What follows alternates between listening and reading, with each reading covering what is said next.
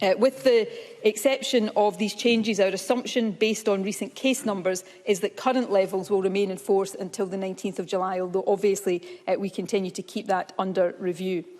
Let me turn now to when we hope to lift remaining restrictions. Now, I want to be clear that what I am about to set out represents our best judgment at this stage of what is likely to strike a sensible balance. It is intended to give as much clarity as possible. However, it is contingent on meeting our vaccination milestones and, of course, the revised strategic aim of alleviating the harms of the virus. If the data in the coming weeks suggests we can go faster, we will do so. Conversely, if the data says we need to slow down, we will do that too, though I very much hope that will not be necessary. The next scheduled review point will be the 19th of July, though we will confirm the position a week in advance as usual. By the 19th of July, 3 weeks will have elapsed since the completion of the vaccination programme for over 50s, which means that the vaccine will be giving everyone in that age group a significant level of protection. Therefore, assuming we're meeting the revised strategic aim, we hope that all parts of Scotland, not currently in that level, will move to level 0 on the 19th of July. That means, for example, that the limits for household gatherings indoors will increase from that date, and up to 200 people will be able to attend weddings and funerals. We also hope, assuming the data supports this, that the general indoor physical distancing requirement can be reduced from 2 metres to 1 metre from that date. And we hope also from that date to lift the outdoor requirement to physically distance altogether. In addition, in recognition of the reduced risk of outdoor transmission and therefore the desire to encourage people to stay outdoors as much as possible, especially over the summer, we hope that limits on informal outdoor social gatherings in private gardens, for example, will be removed at this stage. So rather than the current rules for level 0, which state that up to 15 people from 15 households can meet outdoors, informal social gatherings of any size will be allowed. We will, however, keep in place temporarily the rules and processes currently applicable at level 0 for organised outdoor events, given these can attract much larger crowds. If we can move, as hoped, to level 0 on the 19th of July, that will be a significant step back to normality. But we have always been clear that level 0 cannot be an end point. Some of the restrictions it entails are still significant, for example, the household limit for indoor gatherings. So we want to move beyond level 0 as quickly as it is prudent to do so. The updated strategic framework sets out what that means. In short, while we're still likely to need some baseline measures, it means the lifting of the remaining major legal restrictions.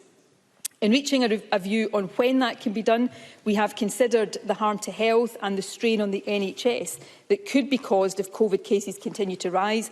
And I must stress to Parliament that even with a reduced ratio of cases to hospitalisation, case numbers at the level being recorded just now could still put significant pressure on the NHS. We must be mindful of that. But we have also considered the wider harms that restrictions cause, and we have considered how reasonable and proportionate it is to require people to comply with these legal restrictions as we meet vaccine milestones, and if evidence continues to show, as we hope it will, that vaccination is protecting more and more people from serious health impacts. I mentioned earlier that we expect to have completed second doses for all over 40s by 26 July. We know that the protective effect of the second dose takes a bit of time to build up, but within 2 weeks, by 9th August, we would expect the vast majority of over 40s to have a significant level of protection.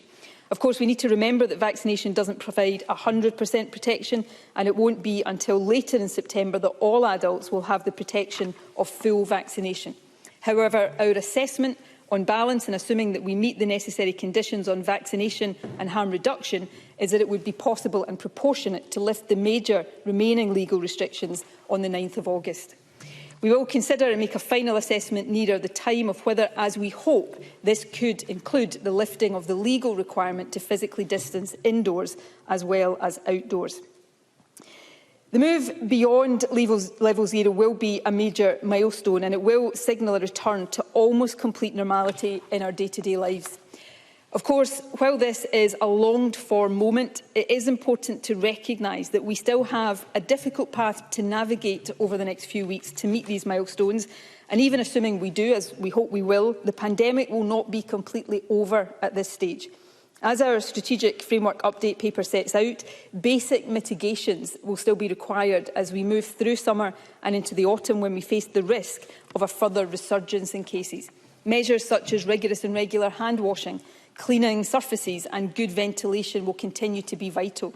And even if, as we hope to, we lift the legal requirement, we may still advise keeping a careful distance from people outside our close contact groups, especially if they are not fully vaccinated.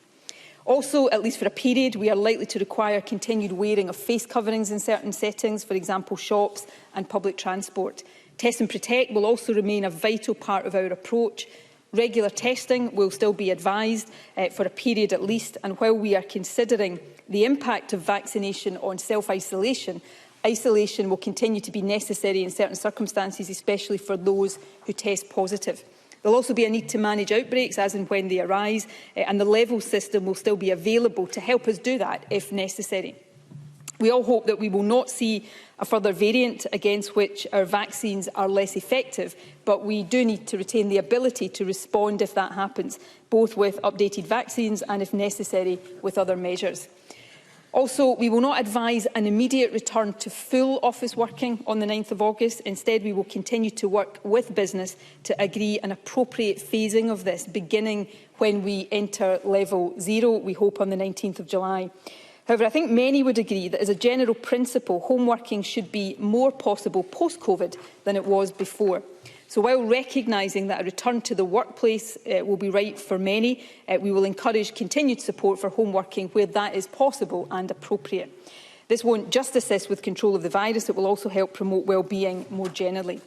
And while we will continue to keep the need for travel restrictions under review, it is likely that some targeted restrictions will be needed after 9th August as new variants continue to pose the biggest threat to our progress.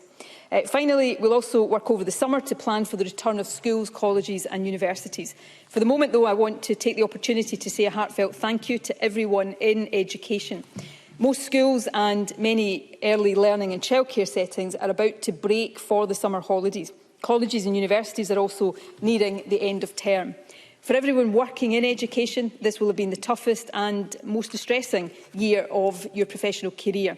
I am grateful for everything you have done to keep nurseries and childcare facilities, schools, colleges and universities going in such difficult circumstances. We will be working to do everything possible to minimise any further COVID disruption in the next academic term. Presiding Officer, we must remember that this is a global pandemic. It will not be completely over here until it is over across the world. Unfortunately, the world is still some way from that. However, here in Scotland, while transmission is causing concern at the moment, vaccination is giving us much of the protection that only harsh restrictions have been able to give us so far. So that means we can now plan to move much more firmly and with much greater confidence from the need to control the virus through tough restrictions to being able to live much more freely. That is good news. We must be careful still, but from the 19th of July and then more substantially from the 9th of August, assuming we are meeting our revised strategic aim of alleviating the harm of the virus, life should feel much less restricted for all of us. A very significant degree of normality will be restored for individuals and for businesses. As I said earlier, these are indicative dates, but they allow us to plan ahead with more clarity.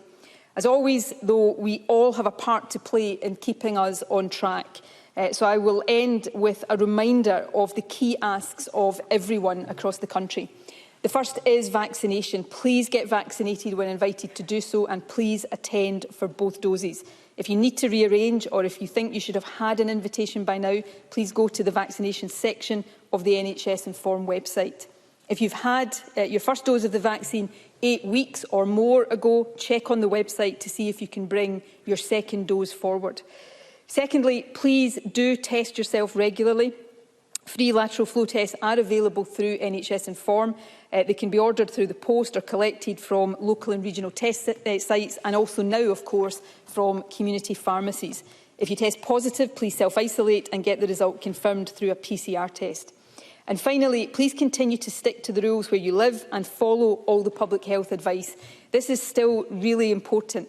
The virus is still out there and it is spreading, so please continue to follow advice on physical distancing, hand washing and face coverings.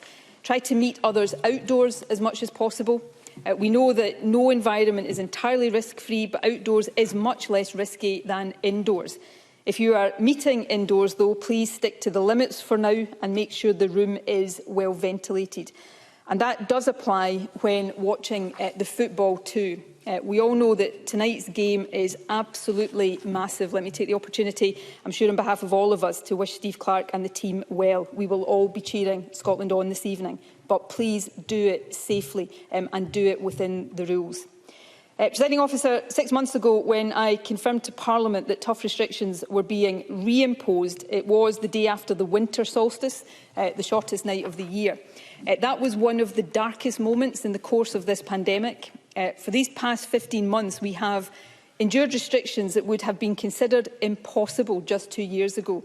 The pain suffered and the people lost along the way must never be forgotten. They will never be forgotten.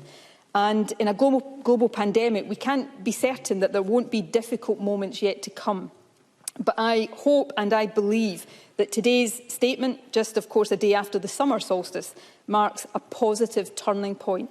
We are now living in more hopeful times. We can now see a route to lifting restrictions and to enjoying again the simple but precious pleasures that we've all missed so much.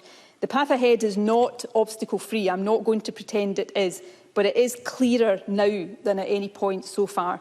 Thanks to vaccines, normal life is now much closer. It is within sight. So let's all stick with it and do whatever is required to get us there.